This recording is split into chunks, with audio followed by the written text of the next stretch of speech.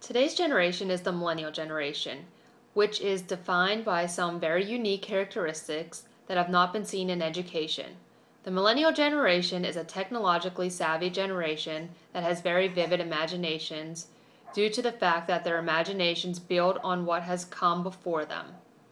Millennials are not intimidated by computers or technology, but actually embrace it.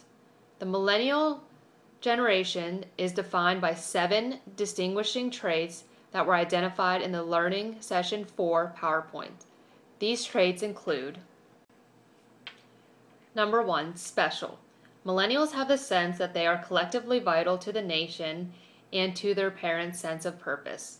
Number 2, sheltered. Millennials are the focus of the most sweeping youth safety movement in American history. 3, confident. Millennials possess high levels of trust and optimism. Number 4, team-oriented. Millennials have a strong team instincts, tight peer bonds, and are very accustomed to working in teams. Number 5, achieving. Millennials are on track to become the best educated, best behaved adults in the nation's history. Number 6, pressured. Millennials are pushed to study hard, avoid personal risks, and take full advantage of the collective opportunities adults are offering them. And number 7, conventional. Millennials are more comfortable with their parents' values than any other generation. Taking a deeper look at and understanding the traits that shape the millennial generation will help educators to understand their needs and skills. Technology skills shape the way the millennial students learn and can allow them to learn information at a different rate. Many schools have been trying to keep technology like cell phones, iPads, and laptops out of the classrooms and have implemented strict rules instead of trying to implement them and use them to the advantage of today's students. Allowing technology in the classroom could help engage the students in their learning.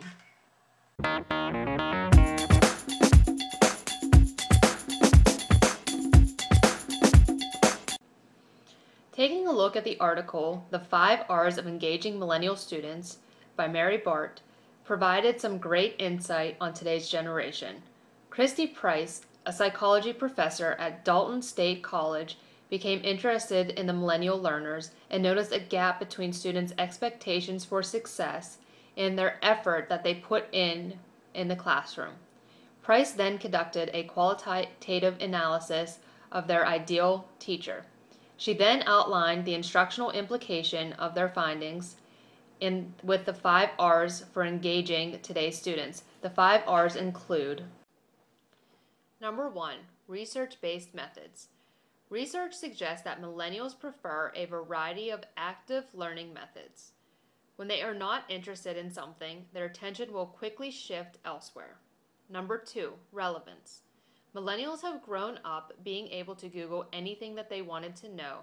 Therefore, they do not typically value information for the sake of learning something new.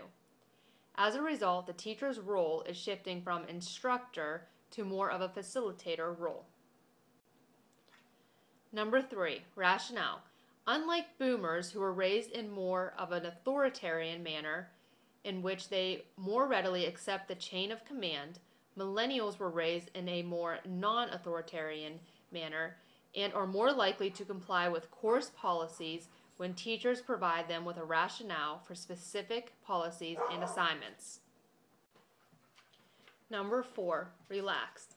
Millennials prefer a less formal learning environment in which they can informally interact with the teacher and one another. And number 5, rapport. Millennials are extremely rational. They appreciate it when teachers show the same interests, and they seem to be more willing to pursue learning outcomes when teachers connect with them on a personal level.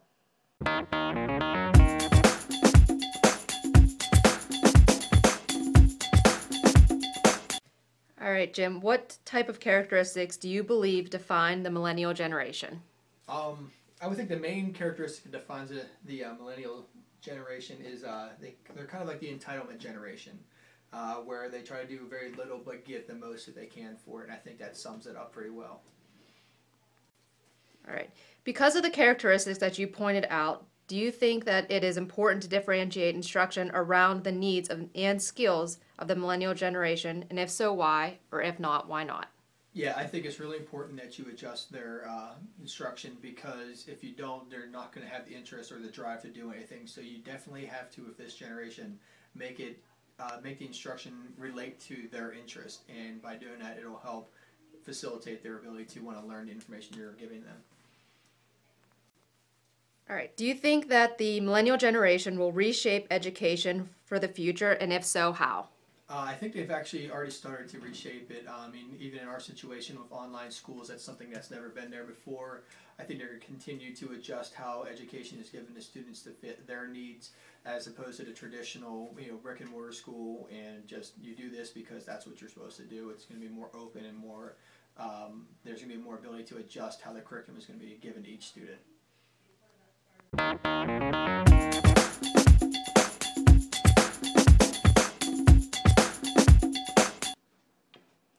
From the article, Engaging Millennial Students in Today's Counseling Classroom, we see that today's students bring a very unique array of characteristics and perspectives that were not previously seen in our classrooms. For instance, it is not uncommon for students to approach classroom assignments through technological means rather than by engaging in thoughtful dialogue.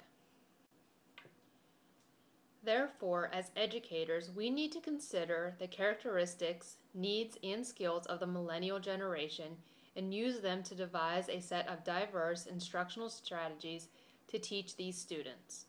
Because of the comfort with technology that the millennials have, a lot of instruction and assignments should make use of these skills. A great way to incorporate these skills is through Web 2.0 tools like podcasts, vodcasts, blogging, and social media. Since the millennials have very short attention spans, teachers can incorporate virtual field trips or videos that tie in what they are learning about into their lessons. Millennials are very team-oriented, therefore, it is important to incorporate group projects and activities that are essential to developing millennial social skills and in working with others. My own personal belief is that students should be able to concentrate their efforts in school in the areas that they have a natural inclination to do. Every student needs a certain level of exposure to all subjects, but many of today's students would benefit from having time in the school day for individual interests.